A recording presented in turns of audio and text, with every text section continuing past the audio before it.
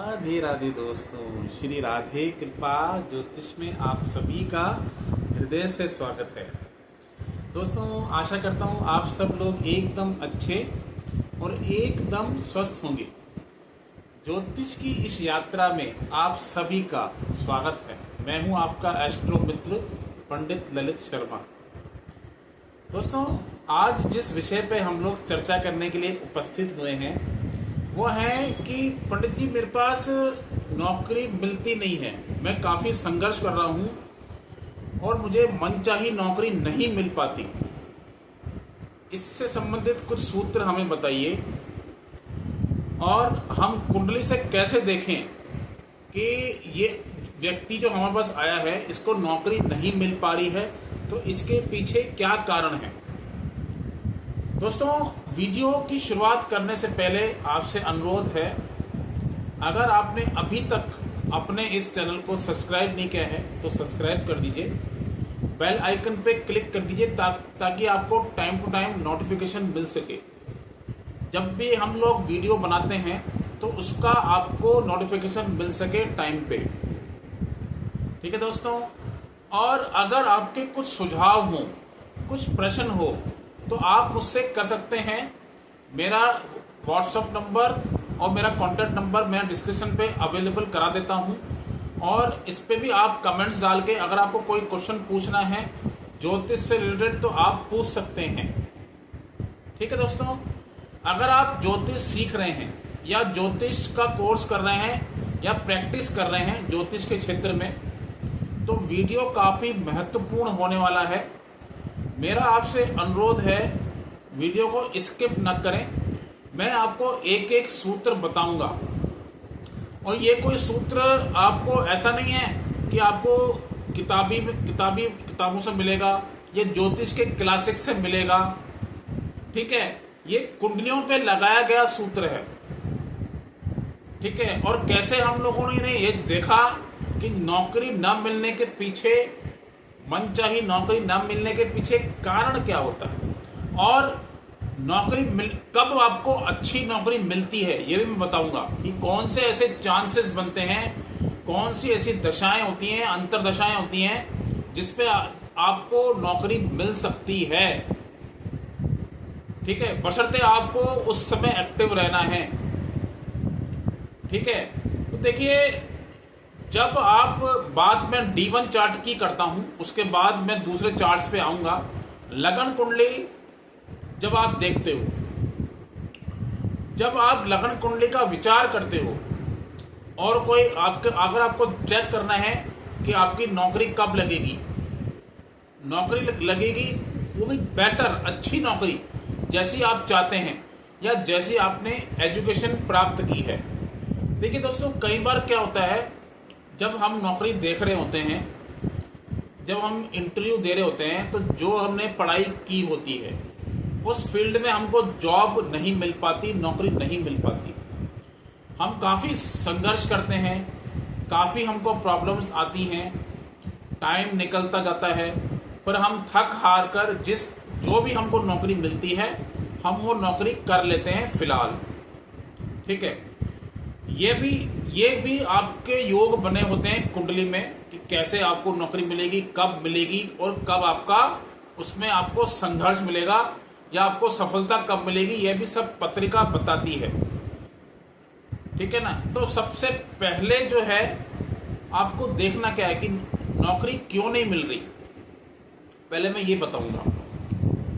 देखिए, जो आपको सबसे पहले ये देखना होगा कि आपकी जो दशा है, आपकी जो दशा है वो किस ग्रह की है, उसको आप नोट कर लीजिए। जिस भी ग्रह की आपकी दशा चल रही हो उसको आप नोट कर लीजिए पेपर पे। ठीक है, अपनी नोटबुक पे आप उसको नोट करिए। उसके बाद आपको क्या चेक करना है, उसके बाद चेक करना है आपकी अंतर्दशा किस ग्रह की है, उसको भी आप नोट कर लीजिए। तीसरी और सबसे महत्वपूर्ण चीज जो आपको देखनी ही देखनी है नौकरी के समपक्ष में, वो है पत्यंतर दशा, पीडी। पत्यंतर दशा कौन से ग्रह की चल रही है उसको भी आप नोट कर लीजिए। अब आपको देखना क्या है, देखना है क्या महादशा, अंतरदशा और पत्यंतर दशा आपको नौकरी मिलने में सपोर्ट कर भी रही है या नहीं कर रही है, इसका पता कैसे चलेगा। ठीक है, अब मैं आपको बताता हूं इसका पता कैसे चलता है। देखिए दोस्तों, जब भी आपकी महादशा का ग्रह, अंतरदशा का ग्रह, क्योंकि हम लोग नौकरी को देखते हैं छठे घर से, और हमारा जो कर्म है, जो हम लोग व्यवसाय को देखते हैं और हमारा जो कार्य क्षेत्र को देखते हैं कि हम व्यवसाय क्या करेंगे, हमारा कर्म का घर कौन सा है। ठीक है, वो है आपका दशम भाव, 10वां घर। ठीक है, छठा घर और 10वां घर।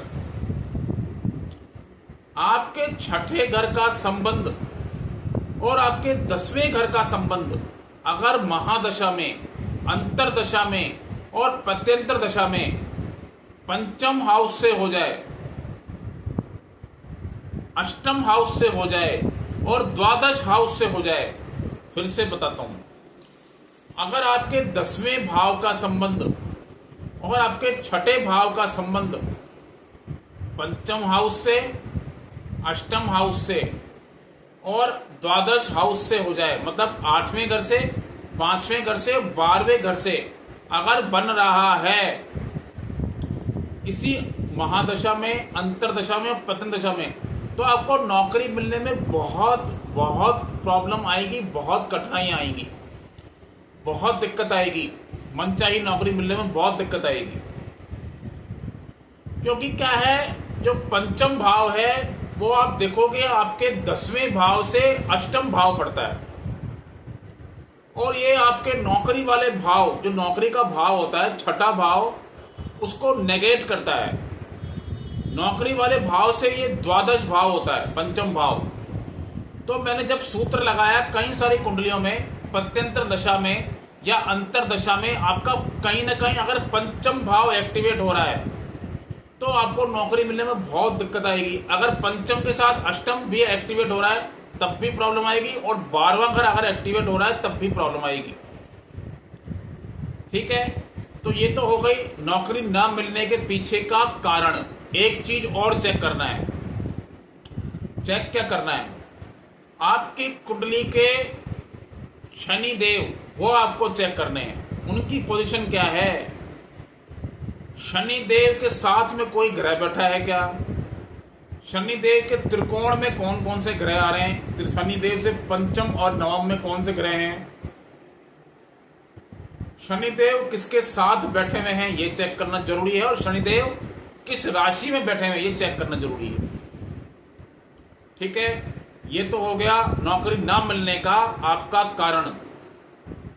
ठीक है, अब मैं आपको बताता हूं नौकरी मिलेगी कब, आपकी इच्छाओं की पूर्ति होगी कब, एक अच्छी नौकरी आपको कब मिलेगी जिसका आप लंबे समय से इंतजार कर रहे हो।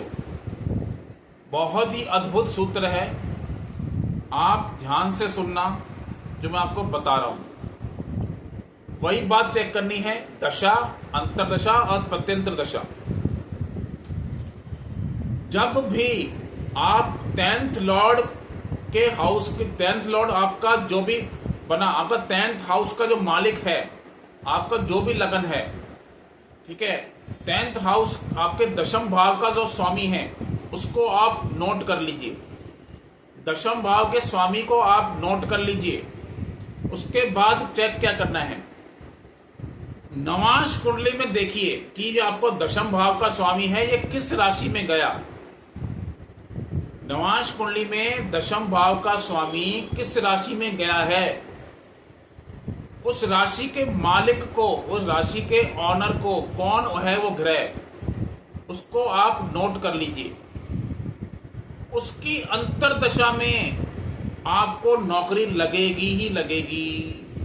उस ग्रह की अंतरदशा में आपको नौकरी लगेगी जिस नौकरी का आप इंतजार कर रहे हैं लंबे समय से। एक तो ये हो गया।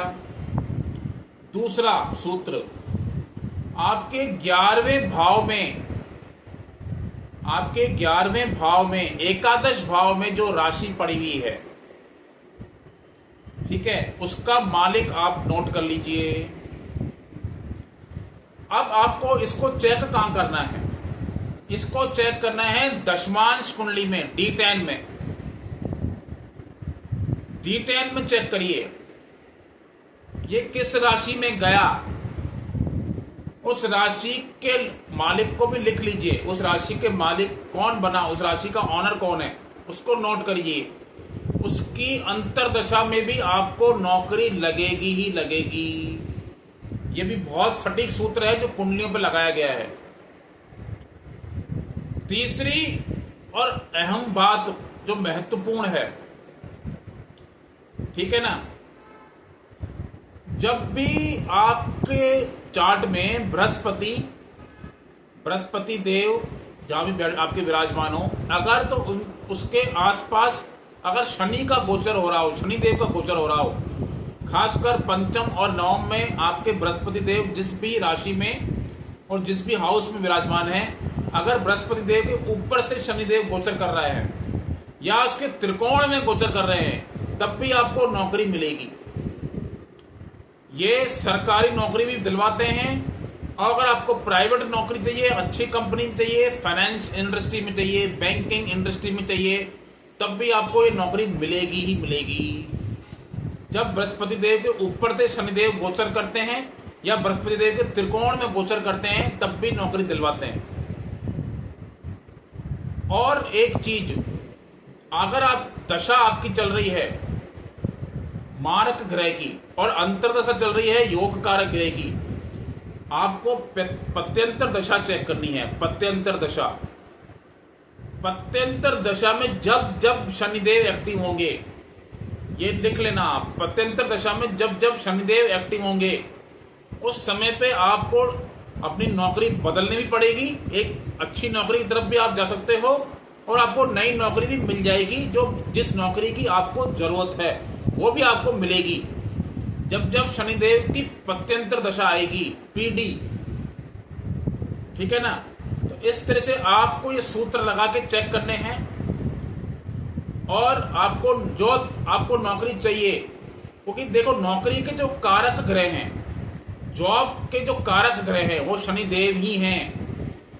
अगर शनिदेव आपकी कुंडली में अच्छे बैठे हुए हैं, अच्छी राशि में हैं, केंद्र त्रिकोण में हैं, और मान लीजिए उनकी अंतरदशा, दशा नहीं अंतरदशा और पत्यंतर दशा आने वाली है, तो आपको घबराने की जरूरत नहीं है, आपकी नौकरी लगने वाली है। जो नौकरी आप चाहते हो आपको मिलेगी पक्का। तो ये सूत्र आप लगाइए।